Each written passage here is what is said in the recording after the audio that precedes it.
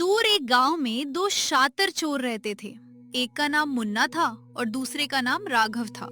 वे अक्सर भोले भाले लोगों को अपने जाल में फंसाकर उन्हें लूट लेते और फरार हो जाते थे। एक दिन गांव का भोला नाम का एक आदमी अपनी बकरियां बेचने दूसरे गांव जा रहा था। तभी रास्ते में दोनों चोर उसके सामने आ गए। अरे भोला भाई, कहाँ जा रहे हो? भाई, मेरी माँ बहुत बीमार है। मेरे पास इलाज के लिए पैसे नहीं है, इसलिए मैं अपनी बकरियां बेचने दूसरे गांव जा रहा हूँ। बकरियां बेचकर जो भी पैसे मिलेंगे उनसे माँ का इलाज करवाऊंगा।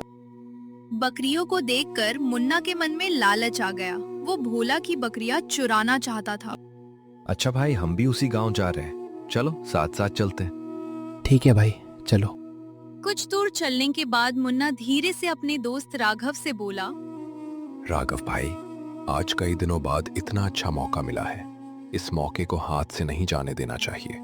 तुम ऐसा करो कि अचानक बहुत बीमार होने का नाटक करो, बाकी सब मैं संभाल लूंगा। ठीक है भाई, लेकिन भोला को शक नहीं होना चाहिए, वरना गांव वाले हमें बहुत मारेंगे।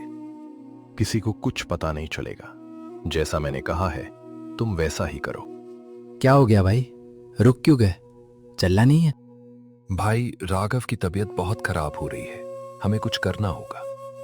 ठीक है भाई, तुम यहीं रुको, मैं कहीं से पानी लेकर आता हूँ। हाँ भाई, थोड़ा जल्दी करना, वरना राघव की तबीयत और भी बिगड़ जाएगी। जैसे ही भोला पानी लेने गया, तभी मुन्ना ने अपनी चाल चल दी। उसने भोला की बकरियों को जंगल में छिपा दिया। कुछ देर बाद जब भोला पानी लेकर वापस आया, तो उसने देखा कि उसकी बकरियां वहां नहीं थीं।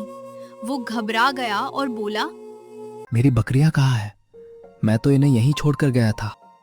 हमें क्या पता बकरियां कहाँ गई? अब तुम हम पर इल्जाम लगा रहे हो। भोला भाई, यहीं आसपास के गांव में जाकर देखो, शायद तुम्हारी बकरियां मिल जाए। भोला अपनी बकरियों को ढूंढते ढूंढते दूसरे गांव पहुंच गया। वहां वो लोगों से पूछताछ करने लगा। तभी उसकी नजर एक आदमी पर पड़ी, जिसके पास उसकी बकरियां थी। भोला तुरंत उसके पास गया और बोला, ये बकरियां मेरी हैं, कृपया इन्हें मुझे वापस कर दो। अरे भाई, कहीं से शराब पीकर आए हो क्या? ये बकरियां मैंने अभी किसी से खरीदी हैं। तुम कैसे कह रहे हो कि ये तुम्हारी है? नहीं भाई, मैं सच कह रहा हूँ, ये बकरियां मेरी ही हैं। ठीक है, इस बात का फैसला अभी गांव के मुखिया करेंगे। दोनों गांव के मुखिया के पास पहुंच गए। भोला ने मुखिया को पूरी बात बता दी। मुखिया कुछ देर तक सोचते रहे, फिर बोले, भोला, जब तुम्हारी बकरियां गायब हुईं, तब तुम कहाँ थे? मुखिया जी, मैं अपने दोस्त के लिए पानी लेने गया था। जब वापस आया तब मेरी बकरियां गायब थी। अच्छा, अब तुम्हारे दोस्त कहाँ हैं? पता नहीं मुखिया जी, शायद वे दोनों अब तक गांव वापस चले गए होंगे। मुखिया पूरी बात समझ गए। उन्होंने भोला की मदद करने के लिए उसे कुछ पैसे और अपनी एक गाय दे दी। भोला खुश होकर गाय को लेकर अपने घर लौट आया। जब मुन्ना ने भोला के घर के बाहर बंधी गाय देखी, तो उसके मन में लालच आ गया। लगता है आज भगवान मुझ पर बहुत मेहरबान है। पहले बकरियां मिली, अब ये गाय भी मेरी होगी। उस रात मुन्ना और राघव ने मिलकर भोला की गाय भी चुरा ली।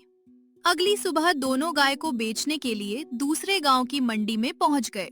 जैसे ही वे गाय बेचने लगे, तभी वहां गांव के मुखिया भी आ पहुंचे। अरे भाई, ये गाय तुम कहाँ से लाए हो? ये गाय हमारी है, हम इसे अपने घर से लाए हैं बेचने के लिए। अगर खरीदनी है तो बताइए, नहीं तो आगे बढ़िए। इतना सुनते ही मुखिया गुस्से में बोले, झूठ मत बोलो, ये गाय मेरी है। मैंने ये गाय भोला को दी थी। तभी वहां भोला भी पहुंच गया। गाय को देखते ही वो बोला, मुखिया जी, ये गाय यहाँ कैसे आ गई? मैंने तो इसे अपने घर पर बांधा था। मुखिया जी, मैंने गाय किसी को नहीं दी।